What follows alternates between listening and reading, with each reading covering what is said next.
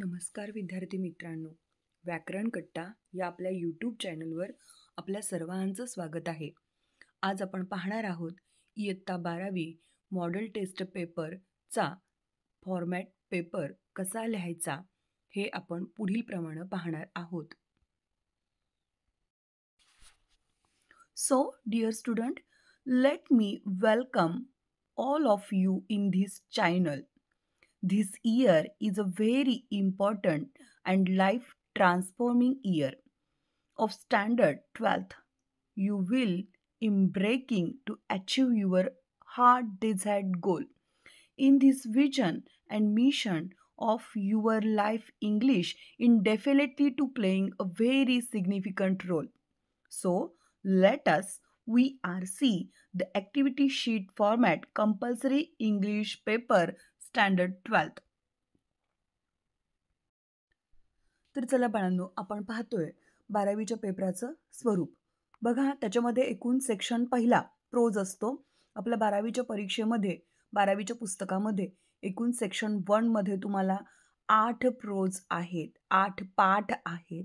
आता या 8 पाठपैकी आपल्याला सेक्शन 1 प्रोज त्यामधला प्रश्न विचारला जातो. 8 पैकी कोणत्याही टेक्स्टमधला एखादा पॅसेज घेतात आणि त्याच्यावरती क्वेश्चन्स विचारतात. त्याच्यामध्ये सेक्शन 1 प्रोज 16 मार्कांचा आहे. रिडिंग फॉर म्हणजे तो पॅसेज वाचायचा आपल्याला. लँग्वेज स्टडी, समरी असेल, माइंड मॅपिंग असेल, याच्यावरची प्रश्न येतात. त्यामध्ये A1 आहे 2 गुणांसाठी, ग्लोबल अंडरस्टँडिंग. A2 आहे कॉम्प्लेक्स फॅक्च्युअल 2 गुणांसाठी. त्याच्यानंतर बघा इन्फ्लुएन्स आहे, इंटरप्रिटेशन आहे, ॲनालिसिस आहे 2 गुणांसाठी. पर्सनल रिस्पॉन्स क्वेश्चन 2 गुणांसाठीच आहे. लँग्वेज स्टडी 2 गुणांसाठी, व्होकॅब्युलरी 2 गुणांसाठी. अशा प्रकारे 12 गुणांचा तो प्रश्न पडतो. Language study non textual grammar क्वेश्चनमध्ये 3 गुणांचं ग्रामर सेक्शन पडतं. त्याच्यानंतर डायरेक्ट इनडायरेक्ट ट्रान्सफॉर्मेटिंग सेंटेन्सेस असतील 1 गुणांसाठी. आणि स्पॉट इरर म्हणजे ग्रॅमॅटिकली काही स्पॉट असतील ते तुम्हाला शोधायचं असतात 4 मार्कांसाठी. अशा पद्धतीचं ते एकूण 4 मार्कांचा तो प्रश्न पडतो. त्याच्यानंतर बघा, रीड द एक्स्ट्रॅक्ट हा अनसीन एक्स्ट्रॅक्ट आहे. याच्यामध्ये सुद्धा ज्या पद्धतीनं एक्स्ट्रॅक्ट 1 मध्ये सेक्शन 1 मध्ये प्रोजमध्ये ज्या पद्धतीनं प्रश्न विचारले A1, A2, A3, A4, A5 त्याच पद्धतीनं प्रश्न विचारले जातात. जवळपास 18 गुणांचा हा प्रश्न आहे. समरी रायटिंग आहे. समरी रायटिंग कशी राहायची वगैरे हे सगळं आपण पाहायचं आहे. Writing the summary about the extract with the help of the given points below. त्याच्यानंतर माइंड मॅपिंग, अतिशय सुंदर फ्रेम डिझाईन युझिंग आपल्या ओन आयडिया, ओन थॉट. प्रत्येकांचा आन्सर इथं वेगवेगळे येणार आहेत. अशा पद्धतीनं तो 3 गुणांचा प्रश्न इथं आपल्याला सोडवायचा आहे. Then second section poetry section. एकूण आपल्याला 12वीच्या परीक्षेमध्ये 8 पोयम आहेत. आता 8ही पोईमपैकी कोणत्याही 2 पोयम आपल्याला विचारल्या जातात. पोएट्री सेक्शन आहे. एकूण बघा 10 marks poetry and appreciation.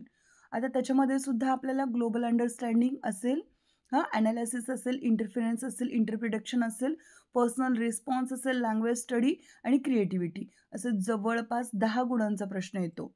Appreciation आपल्याला 4 मार्कांचा विचारलेला आहे. दिलेल्या कवितांमध्ये एक्स्ट्रॅक्टमधले आपल्याला ॲज द इंट्रोडक्शन देतात आणि जवळपास 10 ते 15 वाक्यांमध्ये, ओळींमध्ये आपल्याला काय करायचं असतं, तर पोयमचं ॲप्रिसिएशन लिहायचं असतं. ठीक आहे. Then question 4 section 3. सेक्शन 3 मध्ये आहे रायटिंग स्किल 16 मार्काचा. आता त्याच्यामध्ये क्वेश्चन 4 आणि section 3. The complete activity as the interaction in below. Drafting virtual message. बघा, यामध्ये नीट लक्ष देऊन बघायचं. A, B, C आणि D.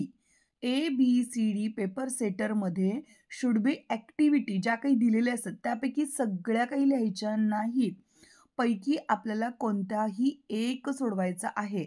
म्हणजे तुम्हाला ड्राफ्टिंग व्हर्च्युअल मेसेज चांगला होत असेल तर तो लिहिता येत असेल तर तो करायचा.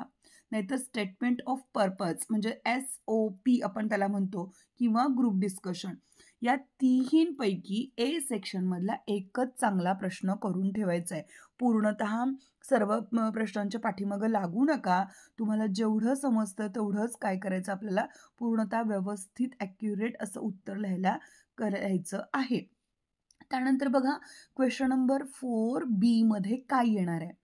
ईमेल रायटिंग, ईमेल रायटिंग लिहायचं नसेल तर त्याला आपण रिपोर्ट रायटिंग ऑर लिहू शकतो किंवा त्याला ऑर इंटरव्ह्यू करू शकतो. तिन्ही करायची गरज नाही. इंटरव्ह्यू रायटिंग तरी करा, रिपोर्ट रायटिंग तरी करा किंवा ईमेल तरी करा, तोही 4 गुणांचा प्रश्न आहे. त्यानंतर क्वेश्चन नंबर 4C, स्पीच कंपेअरिंग असेल किंवा एक्सप्लेन्शन ऑफ आयडिया, जो आपण 10वीत सुद्धा पाहिलेला आहे. स्पीच आणि एक्सप्लेन्शन ऑफ आयडिया अतिशय सोप्यात, पैकी एक करायचं आहे 4 गुणांसाठी. आणि question number question number 4D, review किंवा ब्लॉग किंवा अपील, या तिन्हींपैकी एक करायचा आहे. परत एकदा सांगतेय, सर्व गोंधळ करून घ्यायचा नाहीये. रायटिंग स्किल सेक्शन 16 गुणांचं आहे. त्यांपैकी तुम्हाला जे सोपं जाते अशाच पद्धतीचं तुम्हाला करायचं आहे. एकच करायचं आहे फॉर्मॅट. प्रश्नामध्ये एकूण 3 प्रश्न एकमेकांना ऑर आहेत, पैकी एकच चांगला करून ठेवायचा. ड्राफ्टिंग व्हर्च्युअल मेसेज करा. क्वेश्चन नंबर मध्ये इंटरव्ह्यू करा, सोपं आहे. स्पीच रायटिंग सोपी आहे, एक्सप्लेनेशन ऑफ आयडिया सोपी आहे, रिव्ह्यू सोपा आहे. ठीक आहे. तर अशा पद्धतीने अतिशय सोप्या पद्धतीने आपण काय करतोय, फॉर्मॅट बघत आहोत. देन सेक्शन 4 बघा. Section 4 question number 5, novel writing. Okay. एकूण आपल्या 12वीच्या प्रश्नपत्रिकेमध्ये 16 गुणांसाठी नॉव्हेल रायटिंग येणार आहे. तर बघा, आपल्याला एकूण सेक्शन 4 मध्ये पुस्तकामध्ये आपल्या 4 नॉव्हेल आहेत, 4 कादंबऱ्या आहेत. 4 कादंबऱ्यांचा अभ्यास करायचा आहे आणि त्याच्यावरती आधारित विशिष्ट प्रश्न प्रत्येक वर्षी ठरलेल्या फॉर्मॅटप्रमाणे पडत असतात. एकूण 4 गुणांसाठी आपल्याला काय बघा, एक नॉव्हेल विचारतात. 4 चोक 16, 4 गुणांसाठी 1. 4 नॉव्हेल आहेत. हिस्ट्री ऑफ नॉव्हेल 4 गुणांसाठी, टू सर्व विथ लव 4 गुणांसाठी, around the world in 80 days 4 गुणांसाठी आणि द सिंग्स ऑफ 4 4 गुणांसाठी. असे एकूण 16 गुणांचे प्रश्न आपल्याला नॉव्हेल रायटिंगवरती येणार आहेत. घाबरायचं नाही आहे, अतिशय सोप्या पद्धतीनं आपण काय करतोय, पाहत आहोत. तर बघा, प्रश्न क्रमांक 5A, complete the activity given below as the introduction. Okay. Activity शीटमध्ये द नॉव्हेल ऑफ द हिस्ट्रीमध्ये 2 गुणांसाठी इंग्लिश नॉव्हेलवरती प्रश्न विचारले जातात. आता त्याच्यामध्ये ते प्रश्न MCQ टाईप असतात. MCQ टाईप म्हणजे त्याच्यामध्ये मॅच द फॉलोविंग कॉलम असतील किंवा मग फिलिंग द ब्लँक्स असतील, ट्रू ऑर फॉल्स असतील, element of the novel or any other novel activity असतील. असे आपल्याला 4.1 वरती एवढेच आणि असेच प्रश्न विचारतात. Okay. Then second question number 5B, म्हणजेच आपल्याला इथं second novel to sir with love यांवरती कसे प्रश्न पडतात रे, तर जवळपास याच्यावरती ब्रॉड क्वेश्चन पडतात 4 गुणांसाठी. मग 50 words in a questions given below, जवळपास 50 शब्दांपर्यंत तुम्हाला तुमच्याकडून उत्तर अपेक्षित आहे.